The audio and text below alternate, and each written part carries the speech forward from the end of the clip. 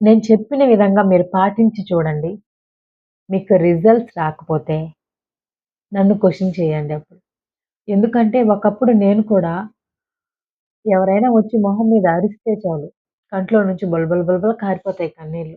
అలా ఉండేదాన్ని.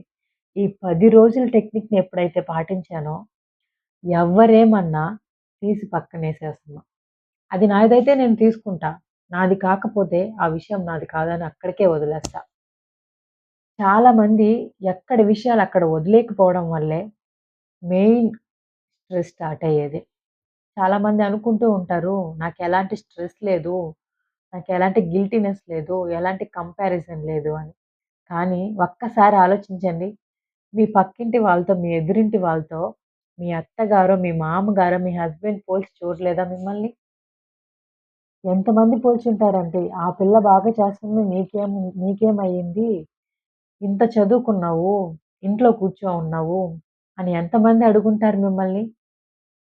10 చదివిన అమ్మాయి బాగా పనులు చేస్తుంది. నువ్వు డిగ్రీ చేసుకున్నావు ఏం చేయట్లేదని ఎంతమంది అడుగుంటారు? ఒక్కసారి ఆలోచించండి. మన జీవితాన్ని మనం మార్చుకోలేమా?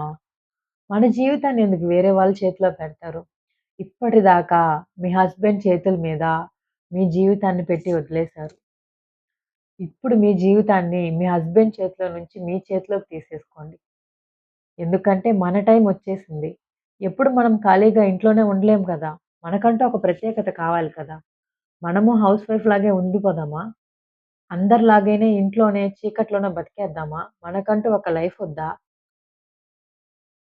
ఒక్కసారి ఆలోచించండి.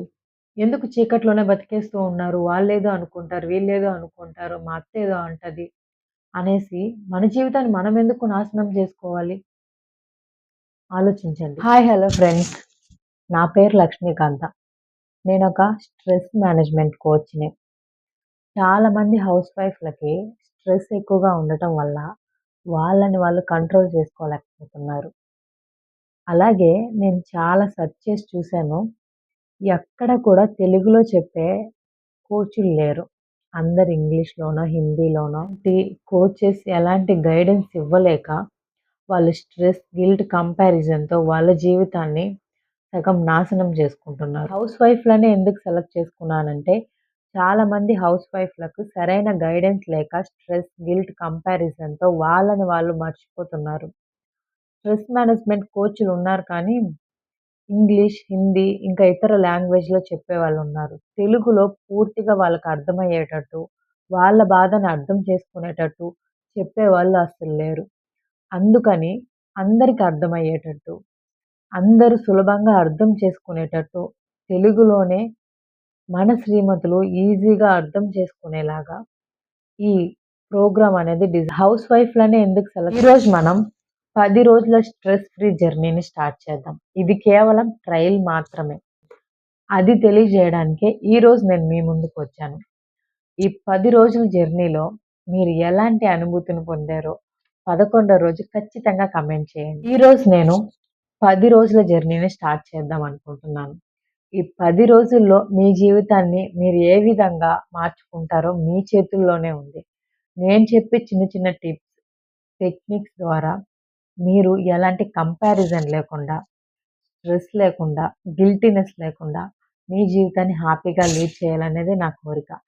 చాలామంది హౌస్ వైఫ్స్ సరైన గైడెన్స్ లేక వాళ్ళ జీవితాన్ని వాళ్ళు సగం చీకట్లోనే గడిపేస్తున్నారు. ఎన్నో నిద్రలేని రాత్రులు కూడా గడుపుంటారు.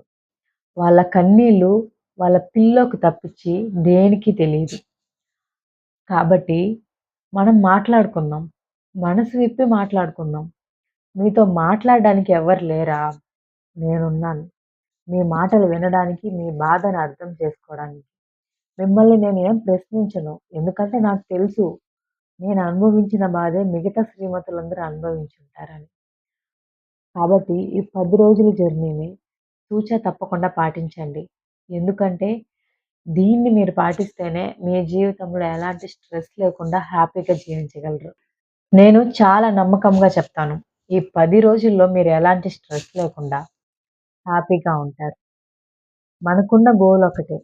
మనం ఎలాంటి స్ట్రెస్ తీసుకోకుండా హ్యాపీగా ఉండడమే. స్ట్రెస్ అనేది మన మైండ్‌లో ఉండదండి. మన మనసులో ఉంటుంది. ఎందుకంటే వేరే వాళ్ళ జీవితాలను చూసి మన జీవితాన్ని మనం తక్కువగా చేసుకుంటాం.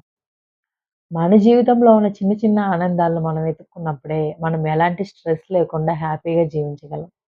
ఈరోజు మనం స్ట్రెస్ అంటే ఏంటి? అది ఎందుకొస్తుందో తెలుసుకుందాం. స్ట్రెస్ అనేది మన మనసులో ఉండే ప్రెషర్ లాంటిది. ఏదైనా మనం ఒక పనిని అనుకున్నప్పుడు, అది మనం అనుకున్నట్టు జరక్కపోతే, మనం టెన్షన్ పడిపోతూ ఉంటాం. దాన్నే స్ట్రెస్ అంటారు. మనం నైటే ప్రిపేర్ చేసి పెట్టుకుంటాం. రేపు ఉదయానికి ఏమేం చేయాలో అని. బ్రేక్‌ఫాస్ట్, క్లీనింగ్, పిల్లల్ని స్కూలుకి పంపించడం. అంత లోపల బంధువులొస్తే మన ప్లానింగ్ అంతా చెడిపోతుంది గదా! That is stress. చూడండి మై డియర్ శ్రీమతులు, పాజిటివ్ ఎక్స్‌పెక్టేషన్స్ అంటే ఫిక్సిబుల్ థింకింగ్. మనం ఎంత తక్కువగా ఎక్స్‌పెక్ట్ చేస్తామో మన స్ట్రెస్‌ని అంత కంట్రోల్ చేయొచ్చు. చాలామంది ఎక్కువగా ఎక్స్‌పెక్టేషన్స్ పెట్టుకోవడం వల్ల, అది జరక్కపోవడం వల్ల చాలామంది స్ట్రెస్‌కి గురవుతున్నారు. ఎప్పుడైతే మనం వేరొక్కరి నుంచి ఏదైనా ఆశించడం తగ్గిస్తామో, అప్పుడు మనం మన స్ట్రెస్ లెవెల్‌ని ఈజీగా కంట్రోల్ చేయొచ్చు. చాలామంది అనుకుంటూ ఉంటారు, నాకేం స్ట్రెస్ లేదు, నేను హ్యాపీగానే ఉన్నాను అని. కానీ ఒక 5 నిమిషాలు మీకోసం ఎప్పుడైనా కేటాయించారా? మీ పిల్లల కోసం కాకుండా, మీ హస్బెండ్ కోసం కాకుండా, మీకోసం మీరు ఒక 5 నిమిషాలు కేటాయించారా? ఒకవేళ కేటాయిస్తే కామెంట్ చేయండి. మనం సిట్యుయేషన్‌ని కంట్రోల్ చేయలేం. కానీ మన ఎమోషన్‌ని కంట్రోల్ చేసుకోలేమా? మనల్ని మనం కంట్రోల్ చేసుకోలేమా? ఖచ్చితంగా చేసుకోగలం. పిల్లల గురించి, హస్బెండ్ గురించి ఆలోచిస్తాం గానీ, ఎప్పుడైనా మన గురించి ఆలోచించామా? ఒక్కసారి మీ గురించి ఒక 5 నిమిషాలు ఆలోచించండి. మన లైఫ్ మనం స్ట్రెస్‌ని అవాయిడ్ చేయాలంటే ముందు మన ఎక్స్‌పెక్టేషన్స్‌ని అవాయిడ్ చేయాలి.